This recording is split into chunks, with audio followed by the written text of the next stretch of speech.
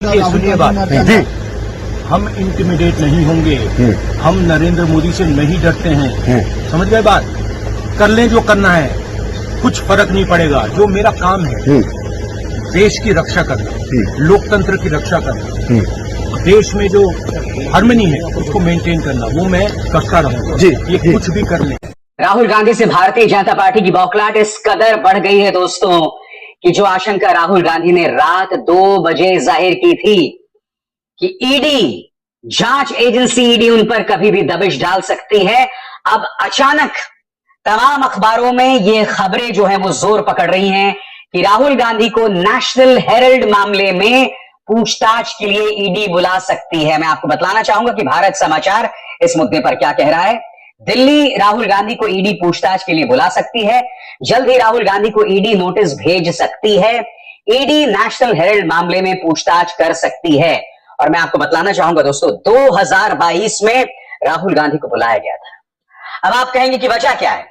दोस्तों, वजह सिर्फ एक थी, वो थी संसद के अंदर चक्रव्यूह के मामले पर राहुल गांधी का ऐतिहासिक भाषण, जिससे पूरी बीजेपी हिल गई थी। मगर अब हिंडनबर्ग रिपोर्ट आ जाती है, उसका धमाका होता है। राहुल गांधी सीधे तौर पर माधवी बुच को घेरते हैं और अब मामला और गर्मा रहा है। नतीजा आपके सामने, तमाम खबरें। जी हां, Rahul may be called for ED questioning. फिर ये देखिए, ईडी में समन राहुल गांधी इन AJL केस।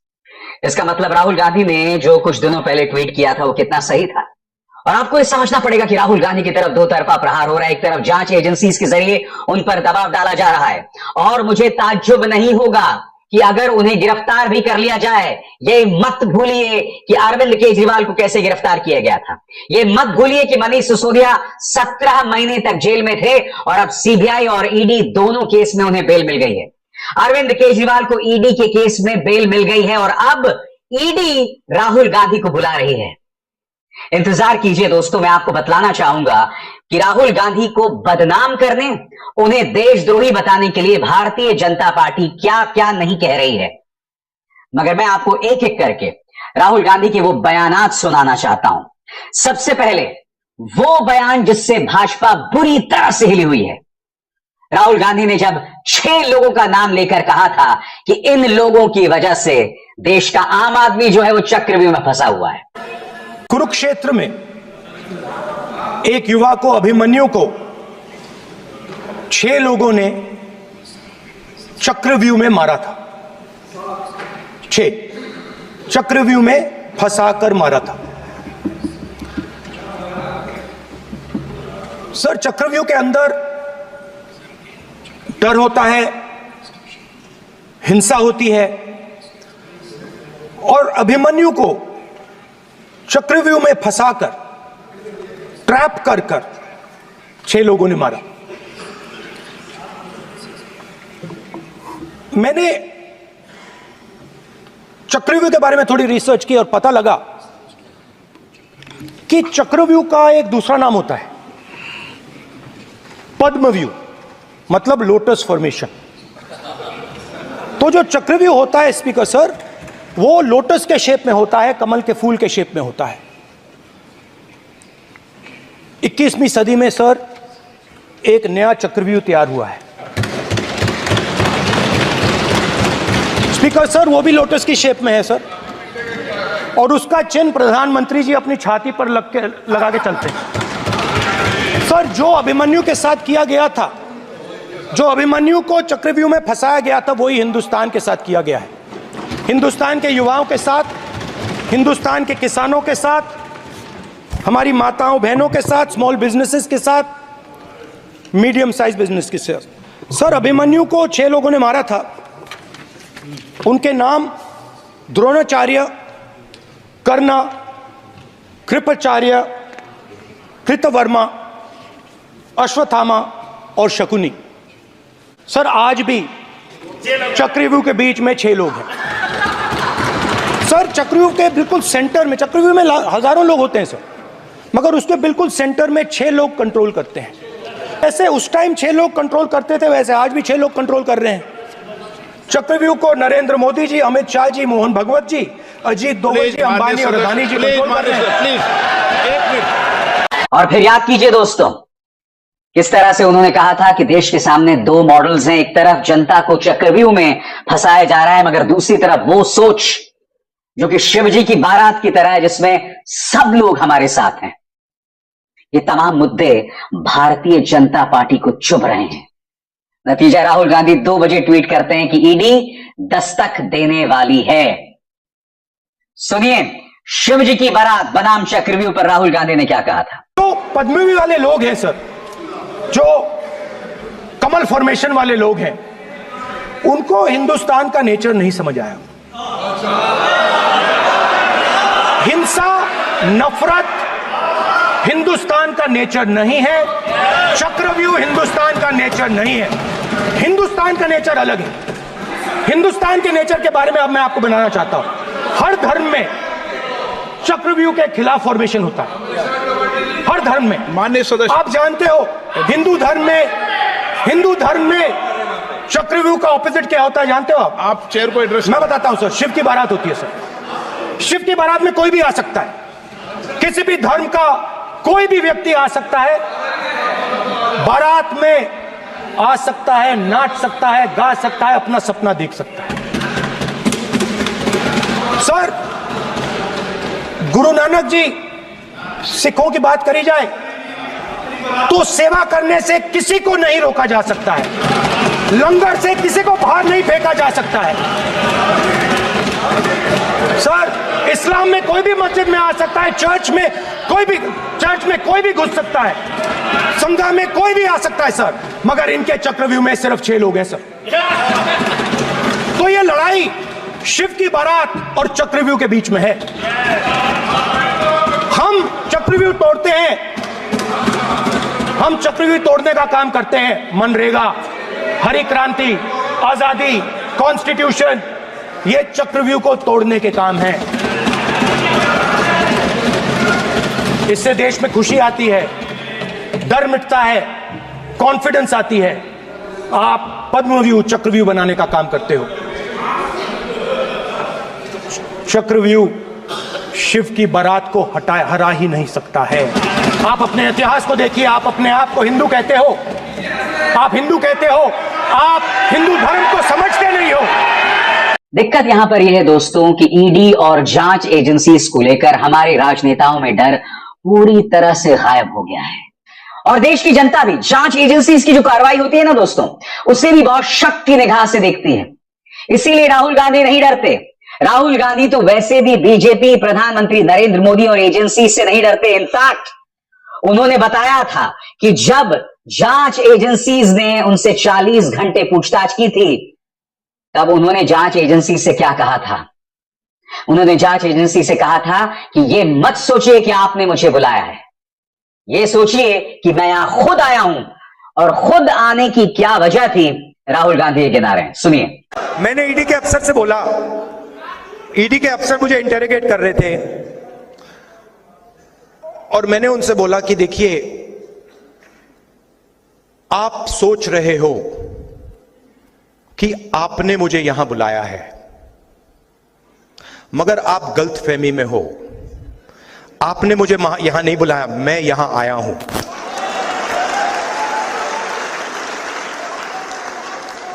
और आप जानते हो मैं यहां क्यों आया हूं? कहते हैं नहीं, मैं यहां इसलिए आया हूं क्योंकि मैं देखना चाहता हूं हिंदुस्तान के लोकतंत्र की हत्या कौन लोग कर रहे हैं।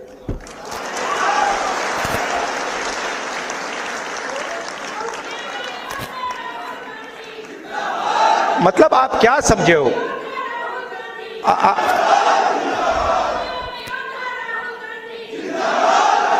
मैं वहां पे इंटेरोगेशन हो रहा था, वहां पे एक सेल पड़ा हुआ था, वो लॉकअप होता है, वो इंटेरोगेट कर रहा है मुझे। मैं सोच रहा हूं यार, मेरे परदादा 12 साल ऐसे सेल में बैठे थे, कम से कम 10 साल तो मुझे भी जाना चाहिए। आप मुझे कोई भी सेल दे दो, कोई फर्क नहीं पड़ता। तो मेरा कहना है कि हिंदुस्तान की जनता के सामने हिंदुस्तान की रियलिटी डालनी है। और मैं बिलीव करता हूं चाहे वो किसी भी जात का व्यक्ति हो, अगर हमने रियलिटी सामने रख दी ऐसे, हिंदुस्तान की राजनीति बिल्कुल बदल जाएगी। तो अब राहुल गांधी को बुलाया जाना लगभग तय है। एक तरफ एजेंसीज के जरिए राहुल गांधी पर निशाना साधा जा रहा है और दूसरी तरफ भारतीय जनता पार्टी उन पर हमले की तमाम हदों को पार कर रहे हैं। जैसे ही हिंडनबर्ग रिपोर्ट सामने आती है, तब भारतीय जनता पार्टी क्या कहती है, चाहे सुधांशु त्रिवेदी हो, चाहे राजीव चंद्रशेखर हो, जिनके बयानात मैंने आपको सुनाए, या आज रविशंकर प्रसाद ने जो प्रेस कॉन्फ्रेंस किया, ये लोग देशद्रोही हैं, ये लोग देश के खिलाफ काम कर रहे हैं। तेवर वही हैं, बार बार राहुल गांधी को देशद्रोही के तौर पर पेश करो। जनता अब इस बात को हजम नहीं कर रही है दोस्तों, मगर भारतीय जनता पार्टी पीछे हटने को तैयार नहीं है। देखिए माननीय इस्तीफा Shankar Prasad, I mean to से रविशंकर प्रसाद ने किस तरह से हमला बोला था। On behalf of the National Forum of the BJP, we would like to say with full sense of responsibility that after being rebuffed by the people of India, the Congress party, its allies and its closest allies, the Toolkit gang,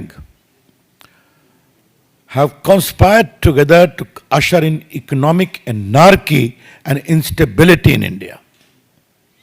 देश में आर्थिक अराजकता और आर्थिक अस्थिरता। स्वाभाविक है, Hindenburg is again at the same game. ये रिपोर्ट शनिवार को रिलीज होती है, रविवार को हल्ला मचता है ताकि सोमवार को पूरे कैपिटल मार्केट को अस्थिर कर दिया जाए। और बात वहां नहीं रुकती है। भारतीय जनता पार्टी के विवादास्पद सांसद गिरिराज सिंह, राहुल गांधी और जयराम रमेश देश को बदनाम करने वाले लोग हैं। हिंडनबर्ग हमें बदनाम करता है, हम देश की बदनामी को बर्दाश्त नहीं करेंगे। ये लोग देश के दुश्मन हैं, हिंडनबर्ग पर कड़ी कार्रवाई होगी। देश के दुश्मन। आपके किसी के साथ राजनीतिक मतभेद हो सकते हैं दोस्तों, मगर आप उसको देश का दुश्मन नहीं बता सकते। आपके किसी के साथ राजनीतिक मतभेद हो सकते हैं, मगर उसके बारे में यह नहीं कह सकते कि भाई इसका ड्रग्स टेस्ट कराना चाहिए। तमाम हदों को पार कर रहे हैं भाजपा के नेता, हमले की तमाम हदों को पार कर रहे हैं और ये नहीं समझ रहे हैं कि इससे राजनीति हर गुजरते दिन के साथ बद से बदतर होती जा रही है। आप जो अपने कट्टर भक्त हैं, उनके अंदर इतना जहर, इतनी नफरत भर रहे हैं राजनीतिक प्रतिद्वंदियों के लिए। आज की तारीख में भाजपा का अंधभक्त जो है वो मान के चलता है कि राहुल गांधी देशद्रोही है।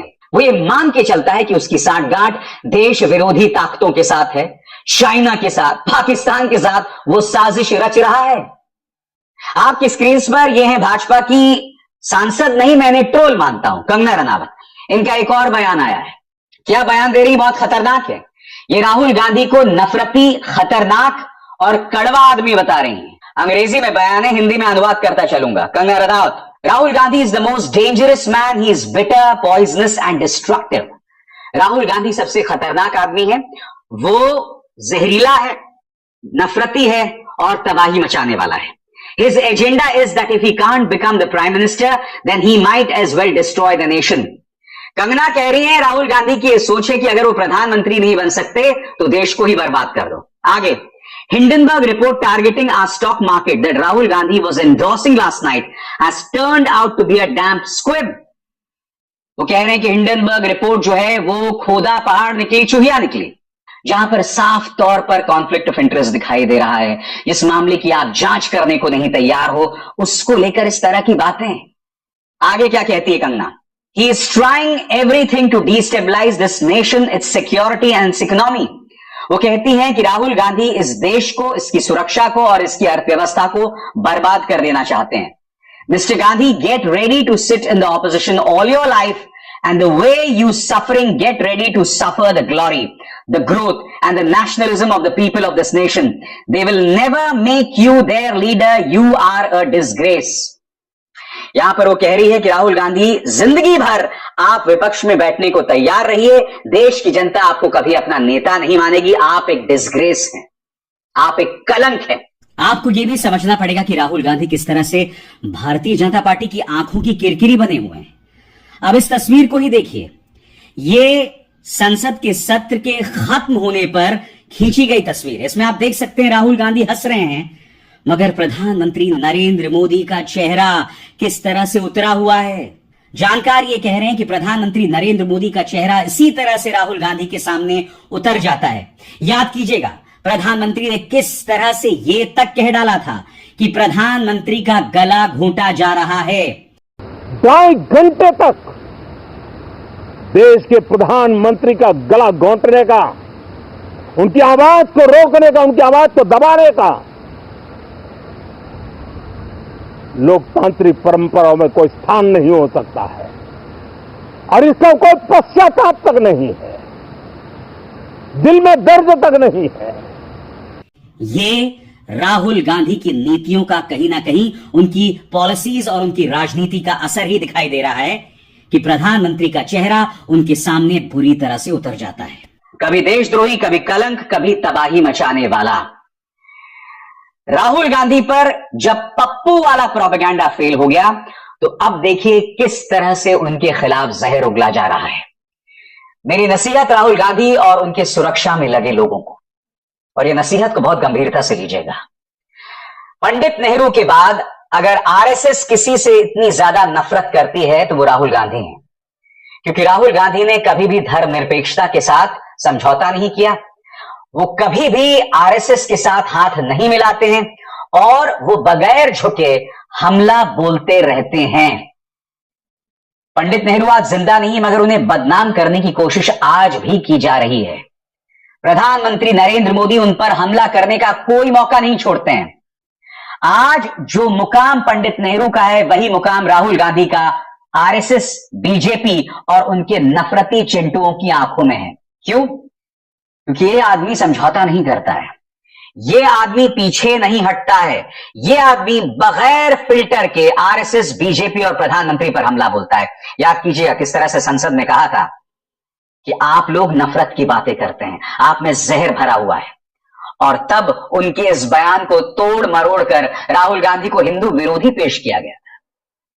ये लगातार किया जा रहा है, एक टूल किट के हिसाब से किया जा रहा है और एक नई सोच के हिसाब से किया जा रहा है। अब उन्हें पप्पू नहीं बताया जा सकता है। क्यों? क्योंकि राहुल गांधी अब राजनीति की दिशा और दशा तय कर रहे हैं। लिहाजा अब उस आदमी को देशद्रोही बताओ, उसे नफरती बताओ, उसे तबाही मचाने वाला अराजक तत्व बताओ।